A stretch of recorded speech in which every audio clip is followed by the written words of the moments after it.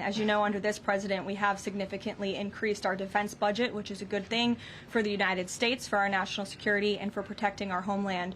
With respect to munitions, ammunition, weapon stockpiles, the United States of America has more than enough capability to not only successfully execute Operation Epic Fury, but to go much further. And we have weapon stockpiles in places that many people in this world don't even know about. However, the president in that post was pointing out that, unfortunately, we had a very stupid and incompetent leader in this White House for 4 years who gave away many of our best weapons for nothing, for free, to another country very far away by the name of Ukraine. So the president was pointing out how that was an unwise decision, but nevertheless, don't doubt the strength and the might of the American military. And I will also add, President Trump has rightfully been calling on defense contractors in this country to rapidly and aggressively produce American-made weapons, because they are the best in the world, and the president always likes to get things done as quickly as possible, and so he's been quite vocal in his efforts to try to speed up our defense industry to protect our homeland.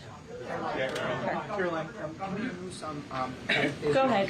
Karoline, could you tell us about the president's current thinking about ground troops and whether they could be used? If they were to be sent into Iran, what would they be used for? What's the situation on that? Well, they're not part of the plan for this operation at this time, but I certainly will never take away military options on behalf of the President of the United States or the Commander-in-Chief, and he wisely does not do the same for himself. I know there's many leaders in the past who like to take options off of the table without having a full understanding of how things could develop. So again, it's not part of the current plan, but I'm not going to remove an option for the president that is on the table. Sean.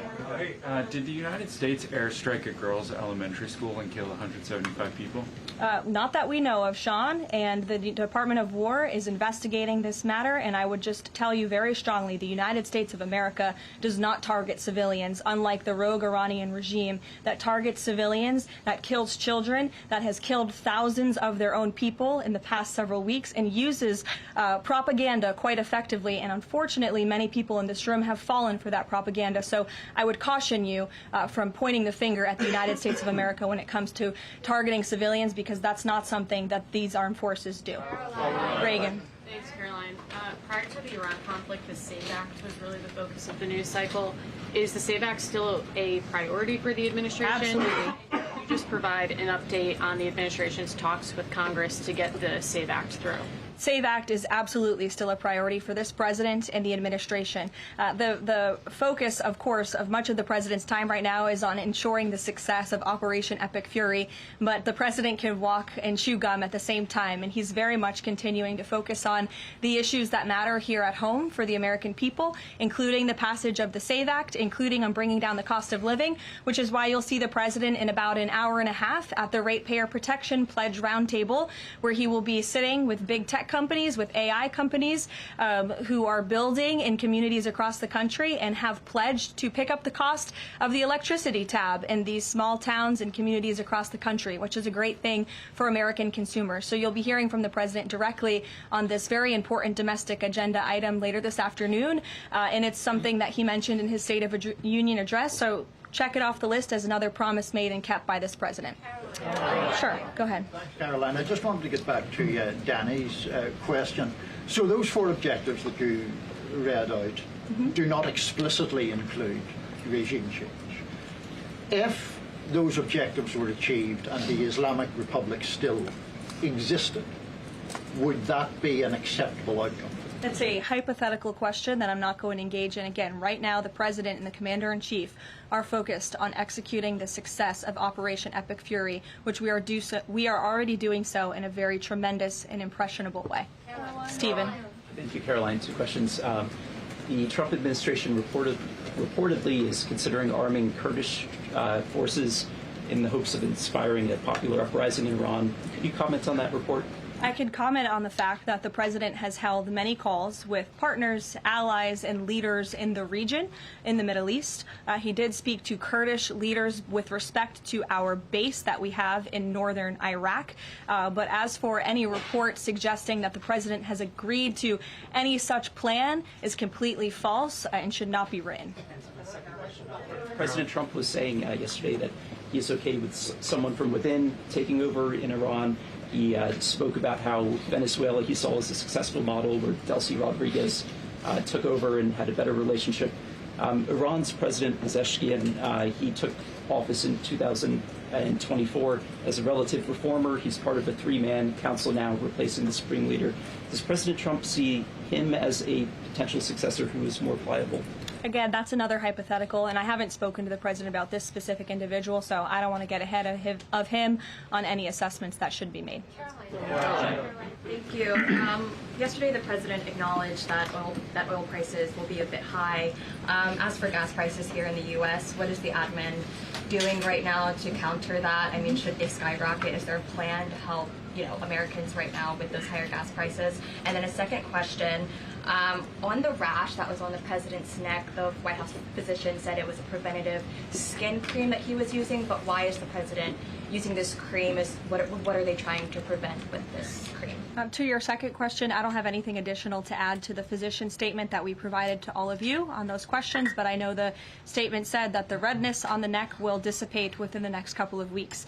To your first question about oil prices, thank God we have a president who has exuded American energy dominance over the past year, an administration that is wholeheartedly focused on keeping prices stable as best as we can. Of course, this operation is temporary to protect the homeland, but crude oil prices did fall yesterday. They remain stable today after the president announced steps to ensure the stability in global energy markets. Again, those include the DEC offering reasonably priced political risk insurance and the potential for the U.S. Navy to provide protection for the flow of energy through the Strait of Hormuz. It is the president's belief and his economic team's belief that the economy continues to be very strong. It's robust and will be able to weather any of the temporary impacts of Operation Epic Fury. John. Thanks a lot, Karoline. Just to follow up to that, the timeline for making the Strait of Hormuz safe for oil tankers to transport their oil through the strait, what is that timeline, and what can the president do to speed up that timeline? I don't want to commit to a timeline, but certainly it's something that is being calculated actively by both the Department of War and the Department of Energy. They're working very closely. Both secretaries are in all of the briefings on this subject with the president, and this is, again, something they're monitoring. And if and when necessary, the United States Navy will provide assistance to escort oil tankers through the strait. Sure, in the blue. Thank you, Karoline. You're not in blue, Andrew. Go ahead. Yeah, thank you. Well, I guess you are, sort of. I'll go to you after. You had mentioned about the commercial aircraft being used for the evacuations. What about the use of military aircraft? Would that happen in conjunction with that or subsequent to? That is something that is definitely underway, and of course we're going to use that in conjunction. We want as many planes, whether they're chartered, commercial, or military, taking Americans out of the Middle East and returning them safely home. So yes. Andrew, go ahead. You're welcome. At the top of the briefing, you listed a long list of grievances against the Iranian government, going back to the takeover of the embassy in '79, barracks bombing in the 80s, etc. But no one from the administration has laid out the imminent threat that was supposed to be taken care of by this. And the rationales offered by, say, Secretary Rubio, the President's National Security Advisor, said that the threat was retaliation against American interests from Iran after Israeli strikes. The President says it was his own feeling that Iran was going to attack. Why is it that across the administration you can't say what the imminent threat against the United States was that required us to launch this? And also, Prime Minister Starmer told Parliament today that his reason that he didn't allow the use of British bases was that he was not satisfied that there was a lawful basis and a viable, thought-through plan. Was there an attempt to provide the UK government with a legal basis for these strikes and a viable, thought-through plan? To the first question, I completely reject the premise of your question. You have had the President of the United States, the Secretary of War, the Chairman of the Joint Chiefs, the Vice President of the United States, the Secretary of State, and now I am out here today to explain to you exactly president to make the decision to launch Operation Epic Fury. And President Trump does not make these decisions in a vacuum. This decision to launch this operation was based on a cumulative effect of various direct threats that Iran posed to the United States of America, and the president's feeling based on fact that Iran does pose an imminent and direct threat to the United States of America, based on the fact that they are the world's leading state sponsor of terrorism, based on the fact that they were rapidly and aggressively building up their ballistic missile program to give themselves immunity within their country alongside their navy, so that inside their country they could continue to create nuclear weapons and nuclear bombs, which would of course pose a risk to Americans in the region and even Americans one day here at home. And then another point on this is the president found that through these extensive, exhaustive, failed negotiations with Iran, that they were hell-bent on death and destruction. So again, the president was not going to be just another president on a very long list who sat back and stood by and passed the buck of this direct threat to the next administration. The president had a feeling, again, based on fact, that Iran was going to strike the United States, was going to strike our assets in the region, and he made a determination to launch Operation Epic Fury based on all of those reasons. And I would like the media to actually report on all of them, rather than just picking sound bites from one person in this administration and saying, oh, they're contradicting the other person. No. Again, these decisions are not made in a vacuum.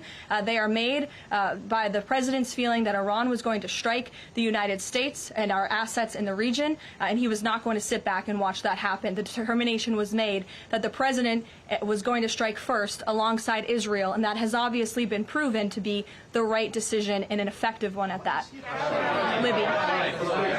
Libby, go ahead. Thank you, Karoline. A two-part question for you. First, has the president spoken with the family members of those U.S. service members that were killed?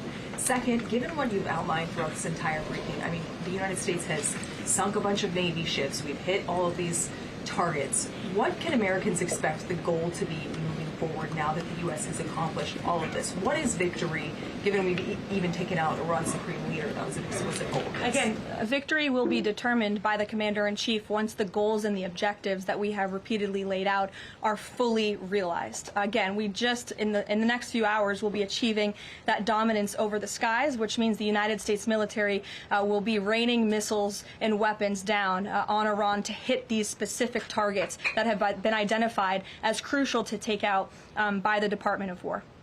Caroline. John. Thank you so much, Caroline. Has the U.S. posture changed in regard to a nuclear North Korea, given the latest strikes on Iran and the fact that the stated goal is to make sure that Iran is not a nuclear country?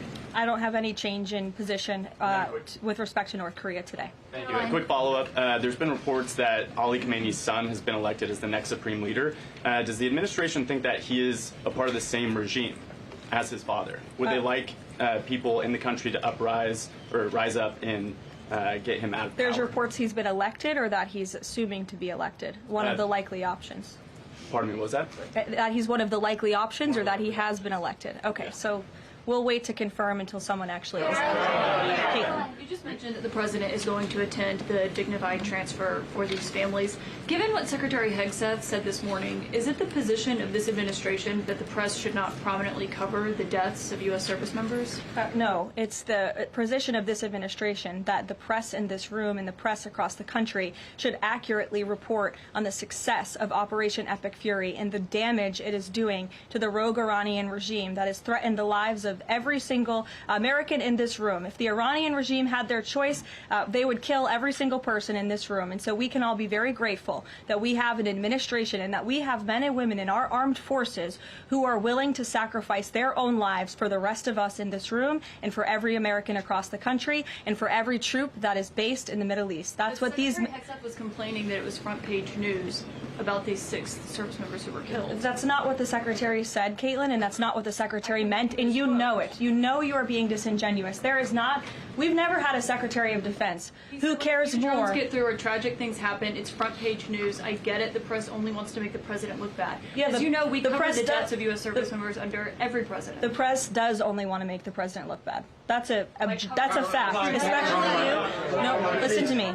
Especially you and especially CNN. And the Secretary of Defense cares deeply about our war fighters and our men and women in uniform. He travels all across this country to meet with them, to connect with them, and your network has hardly ever probably reported on that. You also had the chairman of the Joint Chiefs, Chairman Kane, who's a brave patriot, standing alongside the Secretary at the Pentagon this morning, again expressing his condolences to these families. And I just told you that the President of the United States will be attending their dignified transfer. So please, that's not making the president look bad. That's showcasing that. We expect you to cover that as you should. We expect you to cover that as you should, Caitlin. But you and your network know that you take every single thing this administration says and tries to use it to make the president look bad.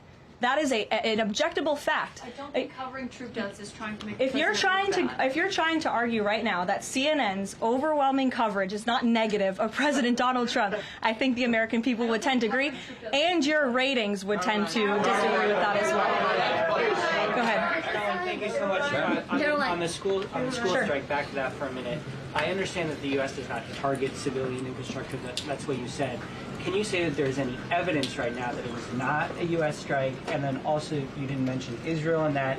Is there any assessment about Israel's potential likely role in that, if at all? Again, the Department of War is currently investigating this matter, but again, I will reaffirm that the Department of War and the United States Armed Forces do not target civilians, as does the Iranian regime, who kill and execute their own people. Christian. On two separate issues, Karoline. First, what can you tell us about the military operation in Ecuador?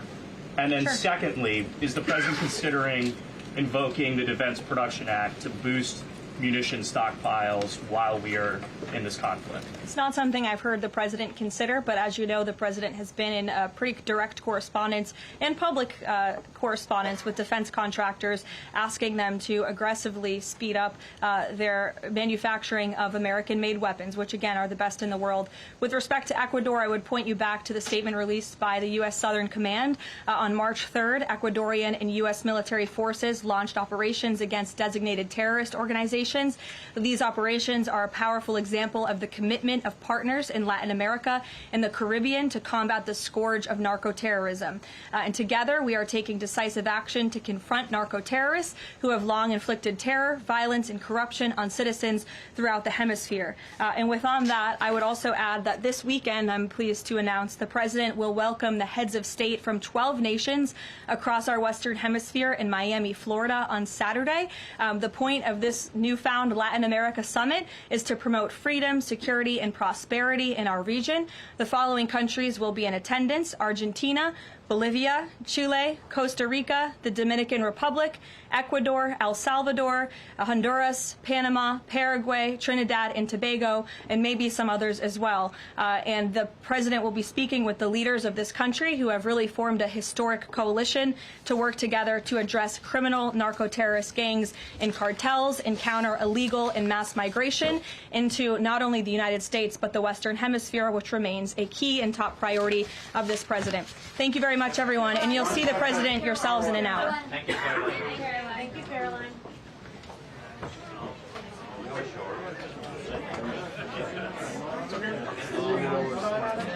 Thank you.